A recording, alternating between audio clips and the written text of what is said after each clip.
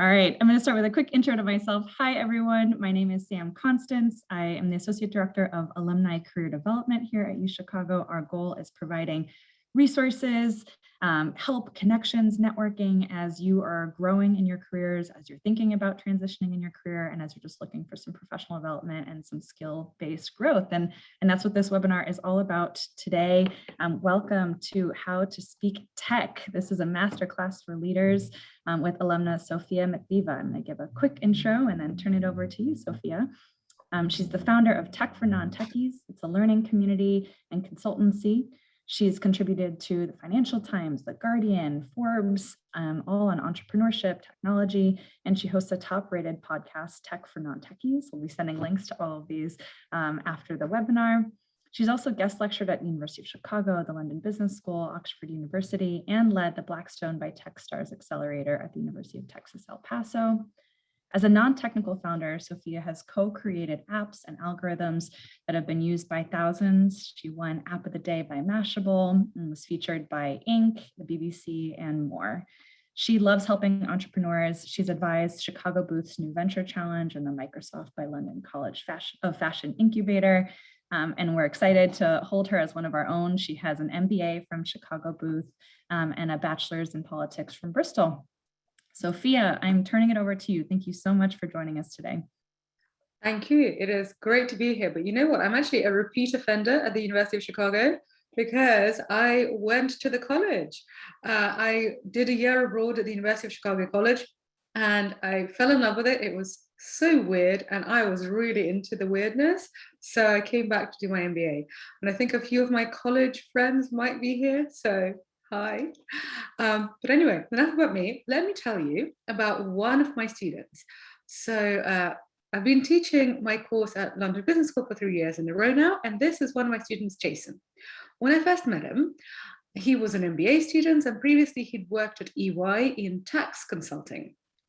And he wanted to get out of tax consulting, which I don't really blame him. And he wanted to join the tech boom and he wanted to get into a job in tech, but he had no tech knowledge. He also didn't really know what he wanted. And today, Jason is a proud graduate of London Business School. And he actually got what he wanted. He is a venture capitalist investing in tech companies in London. So he, if this is what some of you want to do, then fantastic. And Jason is an investor, but what I want you to think of is that we're all investors. So if you've got time, you've got energy, money, yes, that's a commodity product because, money replenishes, time does not. The fact that you're here, you're investing your time and your energy in your skills. So I want you to think that we're all investors. So who is this session for? This session is for people who are working in innovation, people who are working in innovative companies, or people who are literally heads of innovation. It's people who are working in professional services companies and they want to understand tech business. The tech business, so for example, if you work in banking and you want to work with tech clients, you need to understand what on earth they're talking about. And also it's for people who want to transition into careers in tech. So if this is you, you're in the right place. If you're not any of these, stick at it, maybe it will still be useful. Okay, so what you'll know by the end of this, I can see that we've got something in the chat window. Okay, no, that's fine. So what you'll know by the end of this is that you'll understand the difference between digital and traditional business. And I'll teach you the way I learned it because I am now in the tech world, but actually my background is media and private equity. You will learn how to ask the right questions, which is key when you're co-creating with tech teams.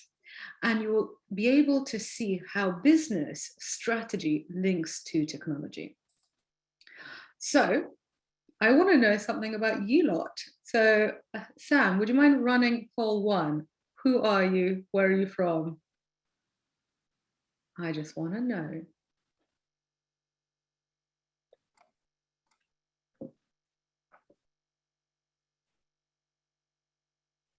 Give it just a few more seconds here and then I will share the results.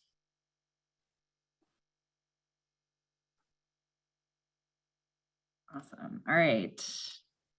So Sophia, it looks like We've got about 42% of attendees are booth grads, 30% are college grads, 16% have another U Chicago degree, 9% are friends, and then we've got one current student on the line. Awesome. A special shout out to the current student, because like that is like, you know, the rest of us are alums. You're like the super ambitious one. So this is actually me when I just graduated from Chicago Booth, and I am standing in a bakery next to a developer called Nikolai. I remember it was cold, and I was very nervous, and I just remember this kind of the smell of cake. And the reason why I was very nervous is because I just graduated from Chicago Booth with this MBA, and I had a tech idea for a fashion tech company. And actually, I managed to raise about $1 million altogether. We got through the Global New Venture Challenge. And, you know, I had this money and I got a team together and I hired developers. And this is a developer, it's a back-end developer. And we had this meeting, and in it, I was supposed to tell him what to do, because that's what you do when you're the boss. But I had no idea what developers do. So this is why I was so nervous in this meeting, because I hired this guy, I got to tell him to do something, but how am I going to give him directions about, you know, Ruby on Rails when I don't really know what it is? So when I graduated from Chicago Booth, I mean, I see there are a lot of Booth graduates here. I paid $180,000 for my MBA. Yay. I think it's even more now. And, you know, in my attempt to get into tech, as I said, I worked in media and in private equity in London. So it was not, I didn't have a technical background. The MBA honestly helped me with many things. It did not help me understand tech at all. It did from some kind of strategy point of view, but I didn't know what an API was. I didn't know the basic language of tech. Also, when we were going through the New Venture Challenge, and for those of you who don't know, it's Chicago Booth's accelerator. Again, I learned kind of more business concept rather than technology. So then I thought, okay, if I'm going to be working with developers, all the Silicon Valley stuff says that you need to go and be a coder. So I thought, okay, fine. I'll go and learn to do that. So then I started taking this course from Stanford on Computer Science 101. And literally, we had to like take apart a hard drive, which I don't think is that helpful. And so then I was also doing all these courses in Coursera. And in my spare time, I was attempting to run my startup. And the reason why I'm telling you this is that for a lot of you, you're ambitious professionals, and you probably have your main job. And if you want to understand technology, I often see smart, ambitious professionals kind of doing a mix of this, and it is not a good idea. Like, this is not a good lifestyle choice. You don't have to do that. But what actually really saved me is I started writing for Forbes about my journey as a non-technical founder. And I thought, I'll use it as free consulting. I will meet all of these non-technical founders and ask them, and investors who invest in non-technical founders, and also people who are working in tech who are non-technical, about how they're succeeding, what they're learning. And what I learned is that you need to understand concepts, but all this stuff about actually, oh, you need to go to learn to code, you need to do everything yourself, that is not true. So one of the people I interviewed for Forbes, some of you might know him, who was actually in my year at U Chicago undergrad. We both studied political science. So David left, when he graduated from the University of Chicago, he became a management consultant. So definitely non-techie. And he saw a gap in the advertising market. So he created a solution, non-technical solution. He built technology around it, created an ad tech company, which he then sold for many millions, and now lives a very glamorous life in New York and is one of New York's top angel investors. And he's also been an advisor to the New Venture Challenge. Oh, hang on, there we go. And what David tells us, and I want you to read this. David says, you should become fluent and knowledgeable of software trends and best practices. Learn how to manage a technical endeavor from both a project and a product standpoint, but you will not get credit or a moral victory for becoming an average coder in a world that only values excellence. So once I stopped doing all of that crazy stuff that I showed you, like literally trying to take all of these courses, trying to force myself to be a coder and like trying to get every certificate under the sun. And actually I started focusing on being a leader and co-creating with the team. Then actually good stuff started happening, like our app started like improving and we actually started getting really good user feedback. We started getting really good press coverage. So once I was able to lead rather than do all of this other stuff, rather than just learn all the stuff I didn't need to know, then actually the company moved in a better direction. Anyway, long story short, fast forward 6 years, Samantha mentioned that the app did very well, but also what matters more for you is that I've now been teaching what I've learned as a non-technical founder and as a non-technical professional who works with people like you and I, so smart people who are educated, who are ambitious, but who don't have technical backgrounds, who need to use tech to reach some sort of aim. So I've been teaching my courses at London Business School and at Oxford, and as Sam mentioned, at Techstars and Blackstone, and I've helped lots of businesses go digital and helped executives break into tech.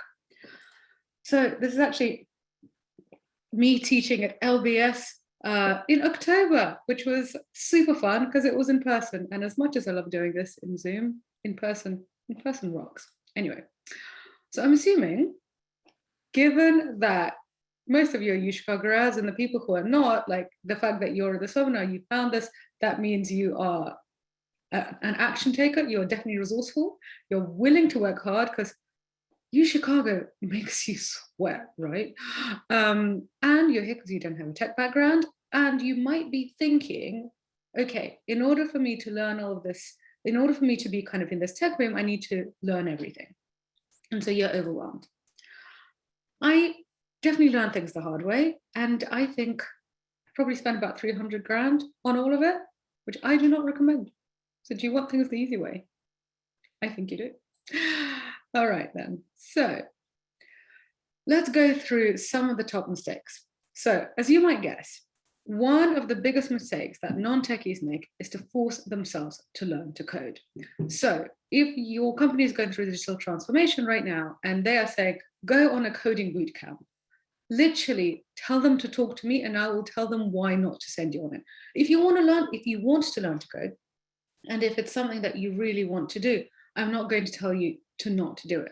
I'm just saying if it's something that basically makes you want to scratch your eyes out, there are other ways. Because what you need to do is you need to learn to co-create. And so, as I mentioned, when I was doing that Stanford online course on computer science, I literally spent 3 hours turning a little blue square. I spent this little blue square into a little black square.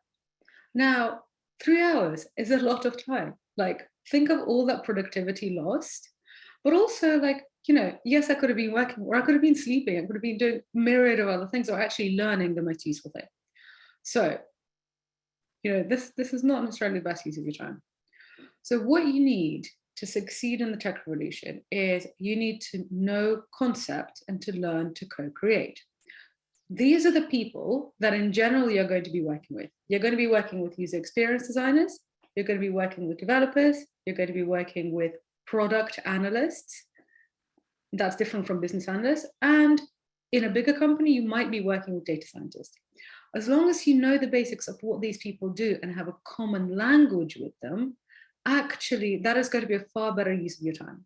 Because, for example, you will definitely have to work with people who are working on product, working on design. So if you take a Ruby on Rails course, that's actually not going to be very useful at all if you're speaking to designers.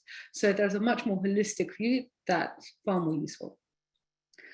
And I really wanted to kind of bring you this because right now in the economy and education, we seem to have techies on one side and the non-techies on the other. And I don't think that works. And Bill agrees with me. So Bill Gates says information technology and business are becoming inextricably interwoven. I don't think anybody can talk meaningfully about one without talking about the other. So, I mean, obviously I'm biased. I run a company called Tech For Non-Techies. I literally train people to do this stuff. So Like, that's my disclaimer. I'm totally biased. But I do genuinely think that, especially for the people who have MBAs, especially the people who are, in the business world, like, you can't be in the business world and not know this stuff. And I think business schools in general haven't yet caught on. I'm going to give you an example. Does this look familiar, by the way? Has this ever been you? When was your last Netflix binge? I mean, I'm not going to tell you, but like this is occasionally me. So I'm going to show you why this is relevant. All right, so we're moving away from this charming image. This is a far more charming image. This gentleman is called David, and David is one of us. He's a UChicago grad, and I actually met him at the Chicago Booth campus in London. And the fact that we have Netflix binges is, he's one of the perpetrators, because he was the CFO of Netflix for 14 years. And so when I met him, I was literally at the start of my journey into tech, and I was like, I don't know what I'm doing. David, can you just save me, please? And I said, how much do you need to know about technology in order to do your job properly? And at this point, he was in the C-suite of Netflix for a long time, so he knew. And he gave me an example. So I'm going to paraphrase the example that he gave me, and I think it's a really, really good one. So David said, imagine if Netflix is going to open in a new country, and imagine they're going to launch in France. And by this point they were in France, but let's just imagine, because France is pretty. So, and then the C-suite get together and they talk about their launch strategy. So Reed Hastings, the CEO, says, okay, we need to expand, we need to launch in France. So then the chief content officer, so over here, is going to be like, okay, well, in that case, we need to start getting some French content. We need to start getting some French movies, some French series, maybe buying up some talent studios that are making, like Call My Agent, which is a great show, by the way. So the chief content officer is thinking about the kind of French content that French people are going to like. Then the chief marketing officer is like, oh, great. Well, if we have these movies and then we can start saying that we've got these series, this is how we're going to do our marketing and PR campaign. And then the chief technology officer says, well, if we're going to have all of this extra content and all of these extra users, we are going to need to have extra server space, because data is stored on servers. And this is one of the concepts that I teach, is basically when you have lots and lots of data, you need more server space. And servers, they're basically spaces where you just hold data. Imagine if you have a wardrobe, or you have a chest of drawers with lots of socks. If you have more socks, you need a bigger chest of drawers. It's the same with data and servers. So the CTO says, we need more servers. And then David, the CFO, says, okay, well, given that we're going to have this much content, and we've estimated that we're going to have this many users, how much server space is this going to be? And how much are we going to pay Amazon? Because Netflix rents their servers from Amazon. So just in this conversation, obviously, this probably was a bit longer than the 2 minutes that I've summed it up in, but this is something that you can all understand. So here, in this case, this is David. This is our UChicago friend. He is not building the backend himself, but he needs to understand that a server is important. He needs to understand why they have server space, how it's going to go up. So then he can decide whether, how they're going to essentially finance the new server space. So I know I've been talking about servers and you might be getting confused. Let's play some buzzword bingo. Do you know what any of these terms mean? I mean, I know you've heard these terms. You've probably heard these terms. But do you actually know what Agile means? Or design thinking? Or build, measure, learn? I bet many of you don't, because I didn't, and I raised them again. I learned, so it's possible. So I'm going to show you an example, and it's actually much more simple. All right, so traditional products are made in a linear way, and I'm going to show you what I mean. So imagine you're working in a car manufacturer. And so you're like one of the big bosses in a car manufacturer, and the CEO says to you, we need to make a new car. So we don't know what kind of car we're going to make, but we need to make a new car. So off you go, you're responsible for this new model. So what would you do? You would do some demographic research to see which section of the population is going to have more money and need cars. Then, so maybe you'll think, okay, let's make a car for women because women are earning more and women are earning more, so we're going to make a car for women. Then you will go to designers, you'll hire designers to make a prototype of a car that women are going to want. Then this designer is going to make some prototypes. Those prototypes will probably be seen by a couple of focus groups. After that, you'll give these prototypes to a bunch of engineers. Engineers in a massive big factory are going to make this car. And then what's the best possible thing that can happen? Like you get the car out onto the shop floor and it's very expensive. So you do a marketing campaign, you do a PR campaign, you get it out onto kind of your fancy shop floors. And at this point, the car has to be absolutely perfect. Like the car has to have it has to look good. It has to have, all the wheels, it has all the doors have to lock. It has to be perfectly safe. It has to be a perfect thing, which is why lots and lots of planning goes into it. And then the car, when people buy the car, then they drive it away. And you kind of hope that you will not hear much about the car again, because if it's a good car and if it's working well, people are not going to come back to you. So that's why it's linear. So you see it goes in line. It goes from idea, design, development, marketing, and then the customer comes and then they buy it. And that's it. And that's a good case scenario. And you don't know, is it those women that you were selling the car to, or is it actually women buying it for their grandfathers? Is it a grandpapa? You don't know anything. You don't know how people are using it. You don't know if they're really satisfied with it. You'll only really know if they're really, really annoyed with the car, which hopefully they won't be. And so you see, it's linear, and the emphasis is on planning and perfection. This is in traditional product. In digital product, it's a different thing. So you have an idea. I don't know, for Uber or for whatever this is. So you have an idea for something. Imagine, let's go with Uber. So you have an idea for a taxi hailing app. So again, you'd still work with designers, but your designers would make a prototype. You'd still test it with a few users. Then you would still give it to engineers, in this case, software engineers. So far the process is very similar, but there's a really key difference. You then release a very simple version of your product out onto the App Store. Then you get some people to use it. You see how they use it. And depending on how they use it, you adjust it as they go. So it will be like kind of you release a tricycle, and then as people use it, you're kind of building wheels and doors around them. Like in the traditional world, in traditional products, in hardware, but also, even in legal contracts, you can't release a half-baked legal contract and kind of expect your clients to be happy. Whereas in the digital world, the whole thing is about releasing small things and iterating as you go. That's basically Agile. So when people talk about Agile, this is literally what they're talking about. So what I described to you this framework of how digital products get made, how tech products get made. So whether it's an app, a site, or an algorithm, in general, this is what it's going to look like. With algorithms, you get rid of the design bit. You don't necessarily have UX design, but essentially you go from idea to prototype design to what developers do, so the back end and the front end. Then you have the product released. Then you analyze how people use it, you get more ideas, and then you come back. So you see, this is why tech products are circular.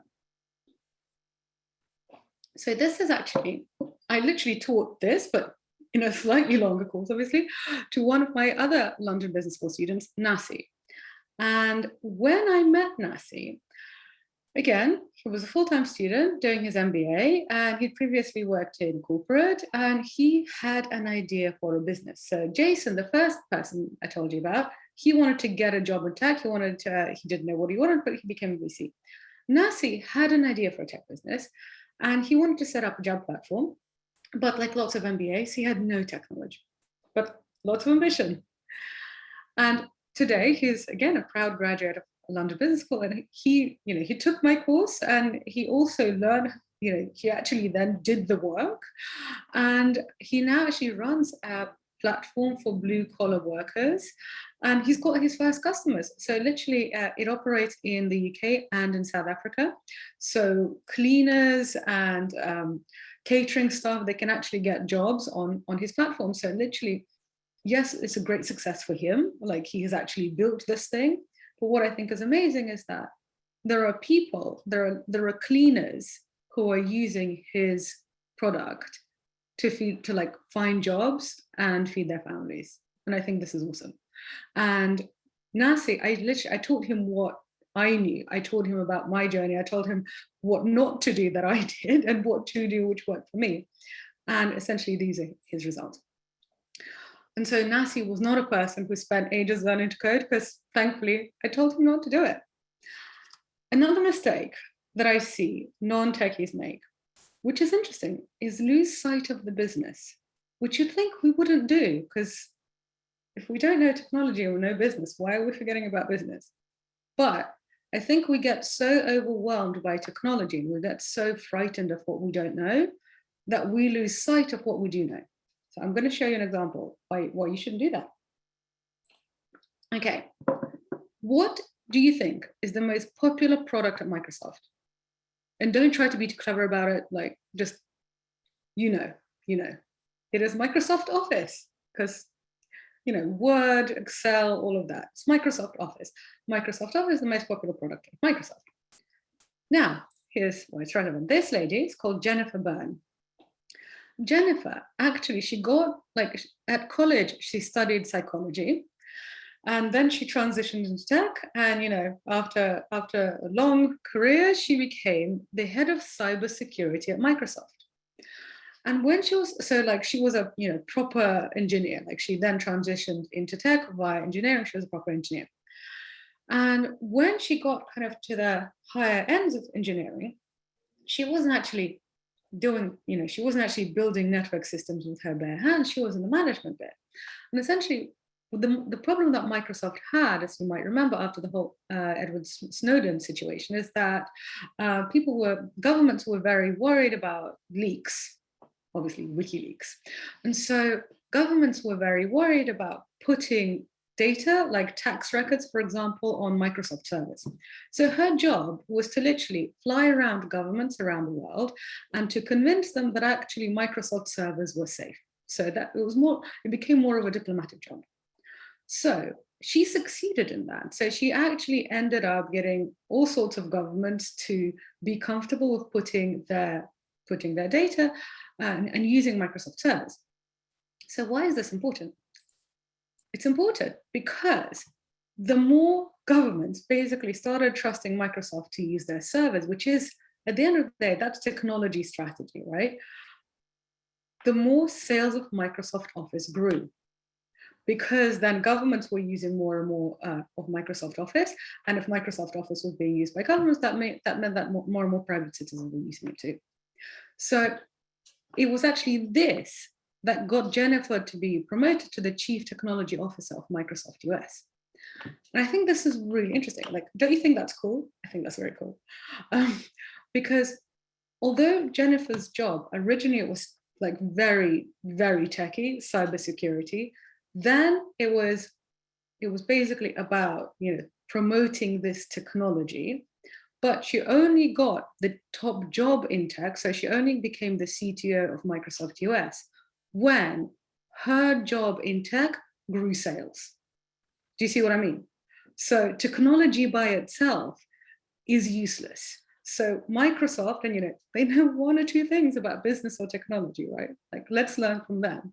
Microsoft US literally promoted her because she helped them grow sales via technology. So when I spoke to Jennifer, she literally said, remember that technology serves a business need. And she said that in her job, literally as head of cybersecurity, she always knew that she is here to essentially grow a business, but via servers, via tech. So what I want you to remember here, though, which is what people get really confused by, is business goals are not product goals. So Jennifer wasn't told, go and increase our profits. Like, of course, that's if you're working in a business, this is like what we're all doing here, right? But her product goal, like the product that she was working on, was servers. So the product goal was essentially to increase server capacity and to get governments to use that server capacity. Then it was up to the salespeople to use that new capacity to essentially reach a business goal. If this is all going over your head about server capacity, don't worry about it, like, because that's a bit more technical. You don't necessarily need to understand that. What you need to understand is that a business goal is not the same as a product goal. For example, if you're using Facebook or you're using Instagram, Facebook and Instagram are really interested in your engagement. How much time are you spending on these apps? That is a product goal. Time in app is a product goal. And then the smart people at Facebook translate your eyeballs into profit. That's a business goal. Time in app is a product goal. Profit is a business goal. It's up to basically strategists to link the two, but don't tell engineers to make your profit. Equally, don't tell business people to reach product goals. You just need to understand that these are different things, and that to work successfully in a tech business, you need to be able to link the two. So key things about product goals. Product metrics are not the same as business metrics. So just the example that I gave you, time spent on Instagram. So literally Instagram measures how the Instagram team measures how much time per day do you spend in the Instagram app. That is a product metric. And then another team is going to measure how does that time translate to profit. But that profit is to do with all sorts of other things like cost, advertising, how they're tracking data, local taxes, all of this other stuff. So product metrics are not the same as business metrics, but they have to link. And also what metrics you're measuring in the product, that changes over time. So what you need to understand is how the two link. And it's totally fine if you're on the business side and you're only working on one, but you just need to understand that these two concepts exist. So once you do, that's when I think you can start feeling powerful. And I wanted to include this quote. This is actually one of my clients, Navdeep. He worked in procurement. And then he got a job working in procurement in a fintech company. And he starts working in fintech. And so he needs to understand what all of these concepts mean, because essentially his job is a business job, right? And he told me that because he didn't understand these terms and he didn't understand what all this tech stuff actually meant in terms of business, it was making him feel powerless. And then what he said is that learning these concepts has helped him feel so much more powerful.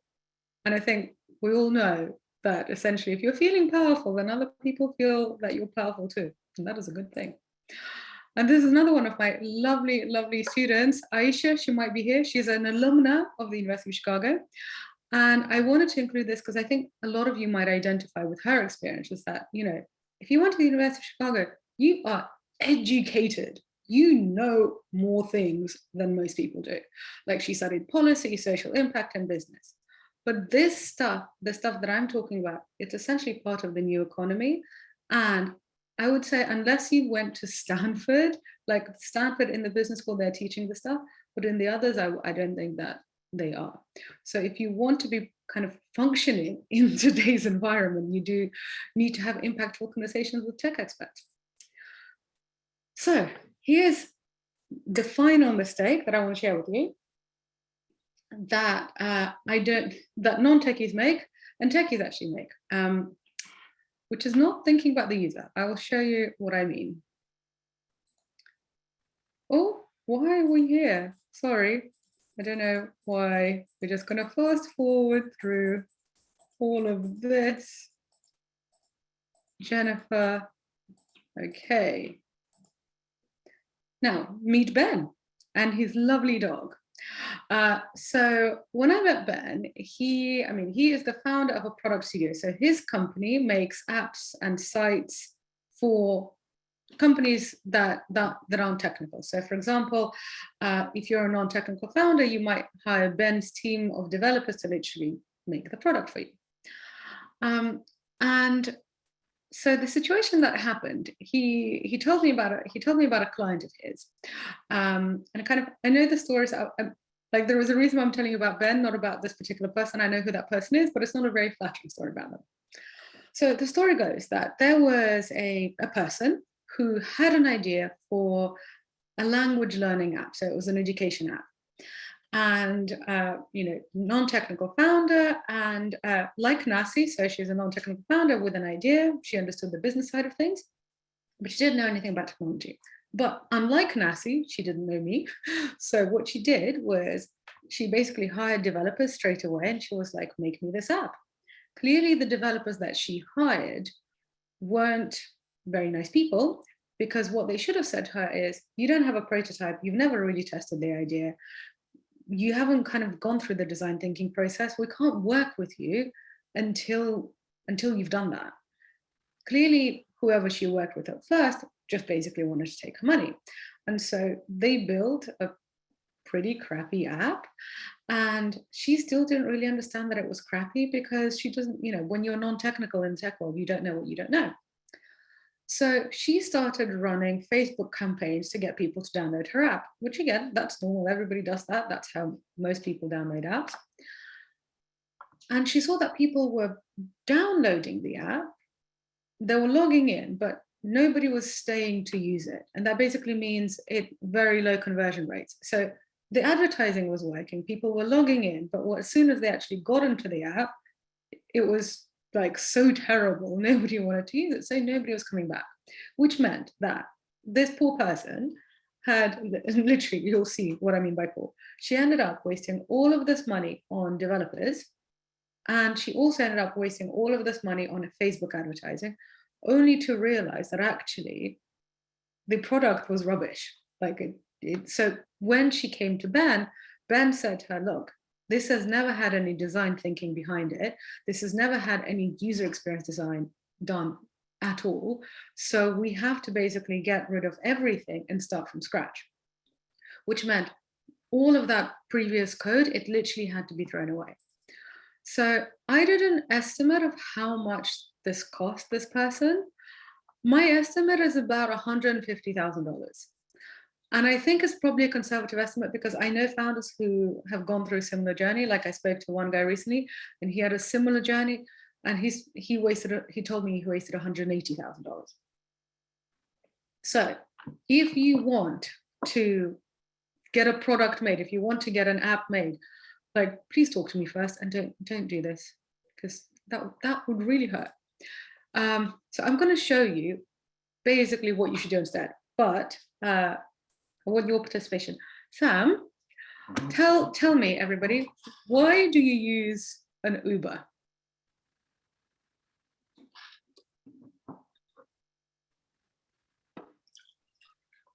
Yeah, we'll just give a few more minutes for everyone to answer here. We've got 3 options.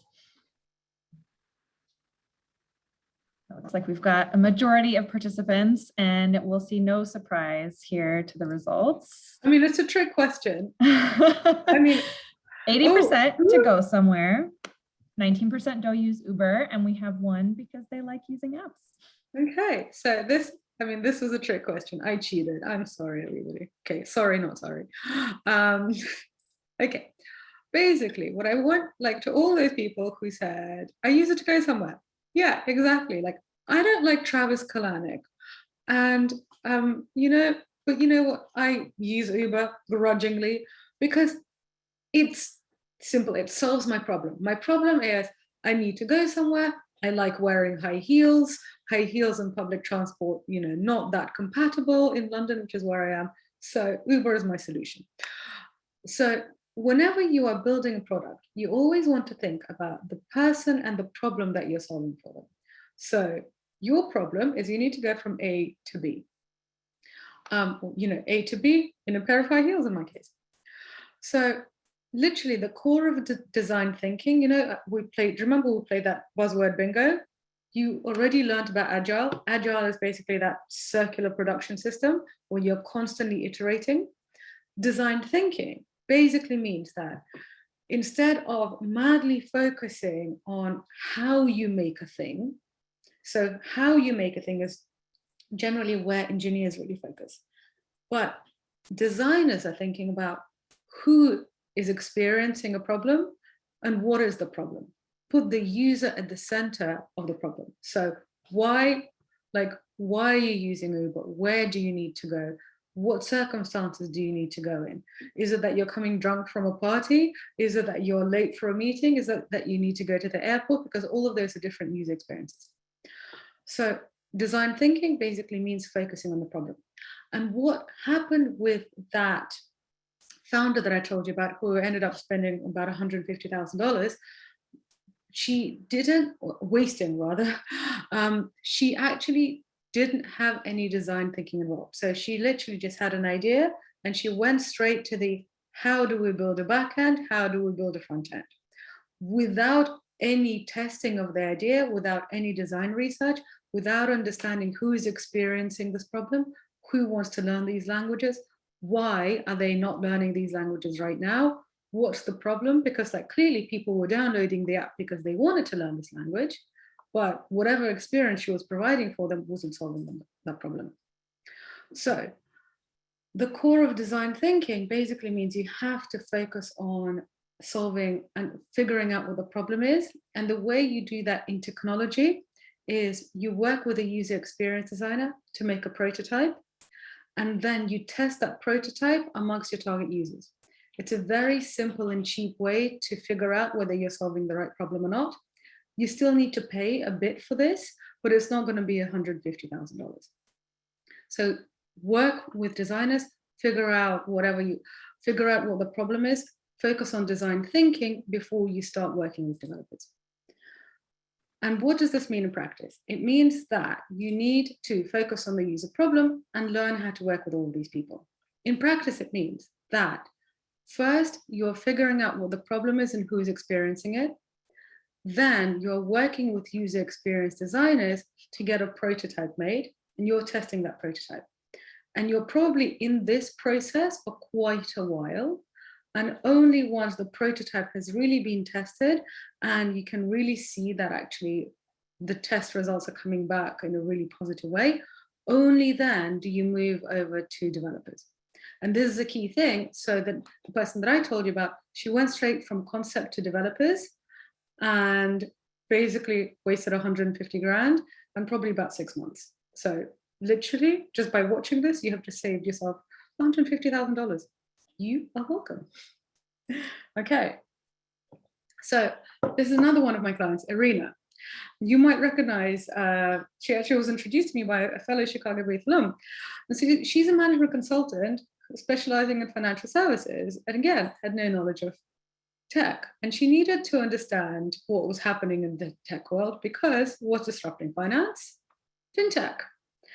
And by the time she came to me, she'd already actually tried to launch various different FinTech products. And they didn't go so well because essentially, as a non-technical person, a lot of us, me coming from that background, you're working in that kind of linear traditional fashion when you're doing a lot of planning and a lot of forward thinking, when actually what you should be doing is design thinking and agile methodologies. And essentially, this is why she ended up making mistakes. And I don't want you to make the same mistakes. So basically, what I hope you see from this session is that isn't about you taking a coding course. Take a coding course if you really want to.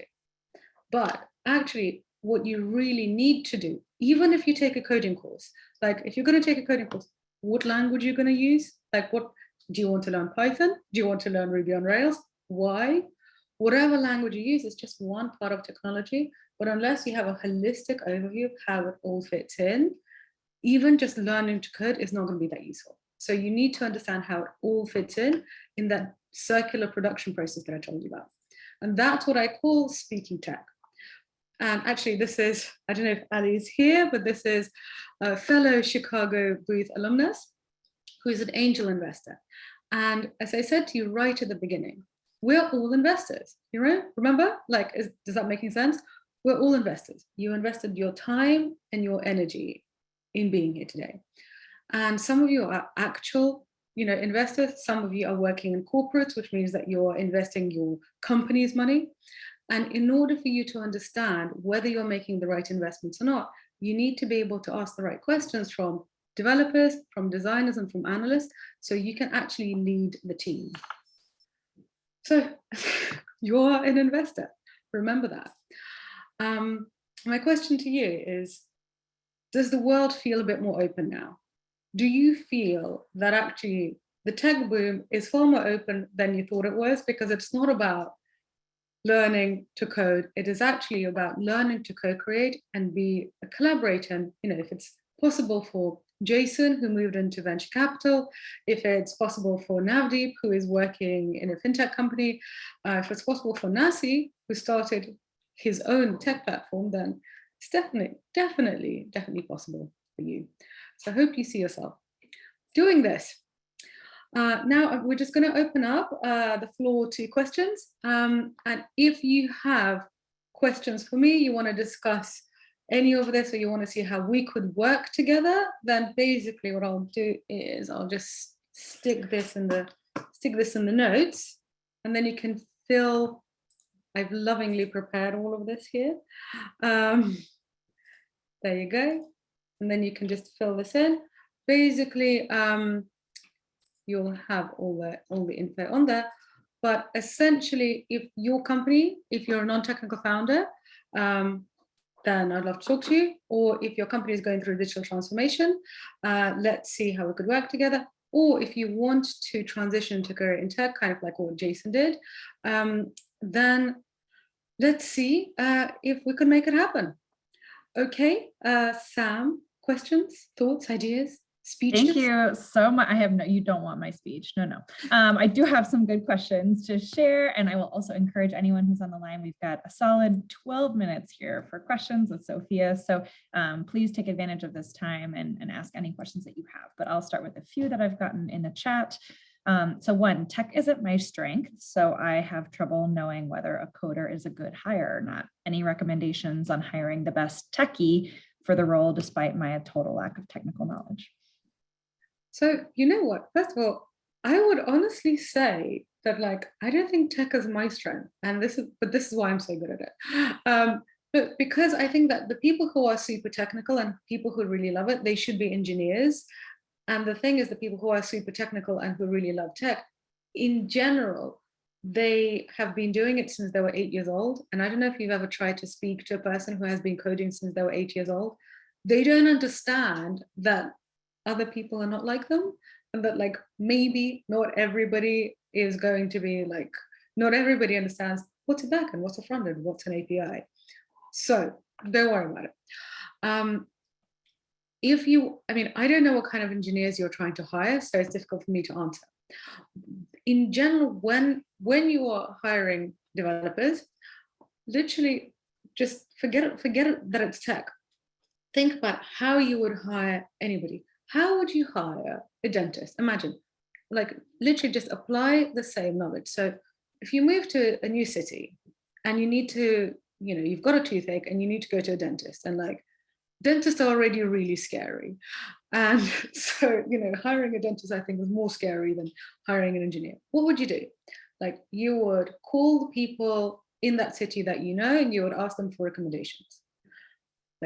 Okay, has anybody had the same kind of tooth problem? Who do you know? Literally do the same thing. Do you know people who have solved this, who have done a similar thing to you? So, for example, if you're a founder and you're creating a platform, do you know other people in your network who have created platforms? Call them and find out who they used. Literally get testimonials, find out, use the same ideas. Basically, don't suspend disbelief. Don't think that because it's technology, that means I don't know. Yes, at some point, if you're going to hire them full time, you might need to get them to do a test. And yet you can't judge the test, but it's very easy to actually set a test and get somebody else to work out what the test is. But before, the test is only at the bottom of the funnel. The top of the funnel, same thing as you would use to hire a dentist. Look for recommendations, but look for recommendations of people who built a similar product. Because, for example, if you get a great recommendation from somebody who's building crypto tokens, and what you're doing is a social media app, it's not going to be the same thing. It's a bit like, okay, you're getting a dentist, but somebody is saying, but you should go to my gynecologist. Okay, fantastic, but for another problem. Okay, on that note, Sam, any questions? Oh, and by Yes. the way, Go ahead. sorry, to third person. Actually, on the Tech For Non-Techies website, there is an ebook that I wrote called the Non-Technical Founders Guide to Hiring Product Teams. So if you just go to the website that's on here and you'll see ebook, if it looks like it answers your questions, then just get that. That's perfect. And actually, here's a question on the flip side of that. It's a techie. What can a techie do to be more friendly to the non-techies, to meet them and get connected into their community? Well, stop biting us. No, I'm joking. Give me a gift and I will tell you. No, so you know what? First of all, I just want to congratulate you, because the fact that you're here means that I actually think that you're definitely like moving in the right direction. So just on behalf of all non-techies, I thank you. But essentially, let's go back to Jennifer from Microsoft, who became the CTO of Microsoft US. What she was talking about is she was always focused on how is what I'm doing in terms of technology, how is that impacting the business? And so if you understand what the business's aims are, then actually just always ask questions like, okay, how is what I'm working on relevant? Like, how is what I'm working on helping drive profits, or reduce costs, or increase or improve user experience? In general, this is what businesses want. Profit, like high profits, lower costs, happier customers, like generally, that's business school for you. So I would say if you ask questions about how what you're doing relates to those three things, literally, like, business people will love it, because honestly, they're probably really intimidated by you. So if you're coming and asking, they'll really like it. I think that's great advice. And even for anyone who's like a little bit more junior looking to grow in the business, that's such a great sign to senior leadership that you're asking those questions and looking for that bigger picture. I think that advice applies to a lot of folks. Here's another question, Sophia. What do you recommend for someone who graduated 25 years ago from UChicago and is now starting to transition into tech? Oh, how interesting. So literally, what I see what works for everybody, and it doesn't matter which stage of your career it's in, the steps are basically the same. It's just how you implement them individually, is obviously different. In general, there is always an interim position. And what I mean is, say, for example, you want to be a finance director in a tech company. Let's say that's the end goal. I don't know if that's exactly you, or maybe you want to be head of marketing in a tech company, but imagine that. So that's kind of the aim. That's where you want to end up. You right now are here. In general, people don't skip from one to the other. There is a series of interim steps. Those interim steps are, A, you need to retell your story in a different way. And here, I don't mean lying. I just mean that there are certain things that a tech company looks for and is going to emphasize and is going to be really interested in, that you've already probably got in your experience. So things that maybe emphasize user experience, things that emphasize design thinking, things that emphasize working in that circular production process. Like, there's definitely stuff that you've got that you probably aren't presenting well. Then the next thing is basically you need to build your network with intention with the right people, which is basically all about how do you then, now that we've kind of repositioned you basically on your resume or your LinkedIn, how do you then make sure that the right people find out about it? Because yes, if you've done all of this stuff, but you're not reaching out to the right people, that's kind of pointless. So then there is the networking with intention. And then the next step, again, it's an interim step. In general, what people do is they get some kind of advisor position, which essentially helps them make the like make the jump. But if you want to talk about this further, literally I've helped lots of people do this. So just get onto this and book a call and we'll have a chat. But essentially it's reposition yourself, build the network, and then take an interim step, some kind of interim position to get you to the next step. That's great. And actually that leads me really nicely into the last question here about building your network. James asks, is there some sort of LinkedIn group or maybe some other group for these non-tech potential founders or techies? How would you go about, or how would you recommend going about meeting other potential non-technical founders? Okay, so again, it depends what you want to do. There is the Tech For Non-Techies podcast. You can listen to that. I literally have Tech For Non-Techies, my company now has 3 meetup groups, one in London, one in Chicago, one in Hong Kong. No, that's the business school. London, Chicago, New York. Sorry, I confused myself with Chicago. Anyway, so we actually do online meetups because, it's COVID. So come to one of those, see how that works for you. But in general, what I would do, kind of networking with intention, you've got to figure out what it is that you want. Like, do you know where you're going? If you don't know where you're going, then actually your aim is to find out what you want. So I always tell my clients that set yourself a specific goal for a quarter. That goal could be, I want to learn everything about product management. So I'm going to go to every single product management meetup that I find on Meetup or Eventbrite or just on Google in my neighborhood. And then literally every week you're going to one of these events. Or maybe your goal is, I don't know what I want. Maybe I want product management. Maybe I want venture capital. And to be honest, this was Jason, the student of mine who I told you about right at the beginning. Jason was like, I think I want venture capital, but then there's also product management, but then I want to be a founder. And what he did is he literally explored everything. He went to events with accelerators. He volunteered with some startups. He applied for jobs in product management. He literally did all of the things. And then that built his network, but also it helped him understand what it is that actually he was going to be really good at and what he wanted. So figure out what your aim is. And if you don't know what your aim is, that means for the first quarter, so it's January. So basically from January till the beginning of April, your aim is to figure out what you want. And the only way you figure out what you want is by actually going, listening, networking, and then seeing basically what floats your boat. That's great. And I'll plug a few networking opportunities. I dropped a link in the chat.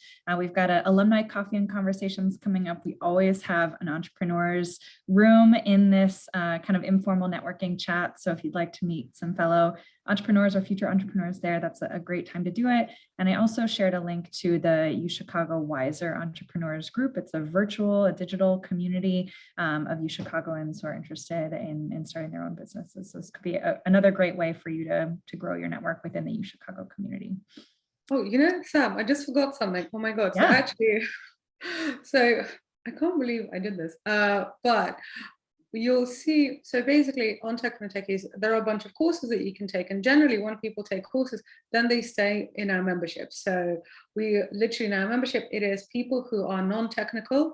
And, literally right now, it is more UChicago, it's basically more UChicago degrees than not. You love to see it. I love it. So it's like my own little Chicago community. So you saw Aisha. She is there.